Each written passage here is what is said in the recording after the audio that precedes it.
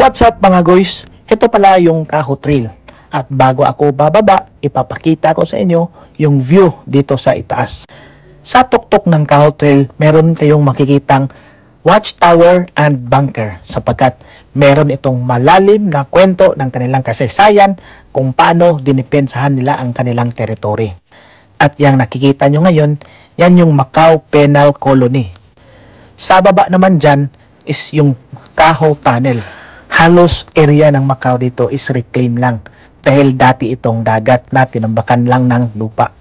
Maliit lang yung Macau, and to put things into perspective, kailangan mo ng 3 Macau para mabuo mo ang isang land area ng Cagayan de Oro City. Pero kahit maliit lang siya, isa ito sa maikonsider na pinakamalakas at pinakamayaman na bansa dahil under ito sa People's Republic of China. Ibig sabihin, meron silang sariling leaders, sariling currency, and sariling policy nila. Yung GDP ng Macau o Gross Domestic Product ay halos nanggagaling lang sa tourism and casino. Kaya tinatawag nila itong Las Vegas of the South. Pagpatuloy natin yung kwento. Nung pagbaba ko nito, muntik na akong maligaw. Buti na lang nakita ko yung kalsada pababa. Napakagaling talaga ng mga engineering projects nila dito. Dito nyo rin makikita ang Fort Bridge at yung pinakamasikat na longest sea crossing bridge na nag-uugnay sa China, Zhuhai, Hong Kong, and Macau. Ito siya. Pinunduhan ito ng 3 bansa. Meron din itong tunnel sa ilalim ng dagat at dito ka tatawid kapag gusto mong pumunta ng Hong Kong. Pero yung target ko is matawid ko yung Kaho Tunnel. Kasi kapag natawid ko na yon, ibig sabihin nun, na-circumnavigate ko na yung land area ng Taipa, Macau. So pagbaba ko, ito yung Kaho Village. Sobrang tahimik and makikita nyo sa unahan yung Kaho Tunnel. Hindi ko alam kung tama o mali o bawal ba itong ginagawa kong pagtawid sapagkat wala pa akong nakikitang tao na tumawid dyan.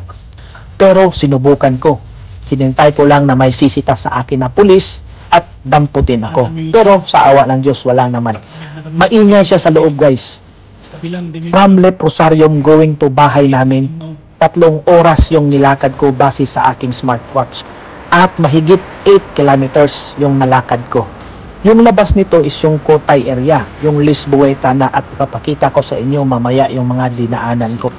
First time kong tumawid sa Kaho Tunnel, and kung makikita nyo, ako lang talaga mag-isa, walang ibang taong tumatawid kasi hindi siya usual na dinadaanan ng mga tao. Pagod na ako nito sapagkat inabutan na ako ng gabi. Hindi na rin ako sumakay ng bus or public transport sapagkat pawis na ako and medyo conscious na ako. So ito na yung Kotay, yan yung Lisboeta ang nakikita nyo, yan yung Wynn Casino, at yan naman yung MGM Casino na parang box na pinagdugtong-dugtong lang. Nagawan ko na yung video tungkol sa Leprosarium at ito yung pangalawang video na installment na ginawa ko pagbaba ko. Ikaw, anong gusto mo malaman dito sa Macau? Leave ka lang ng comment at sasagutin din natin yan.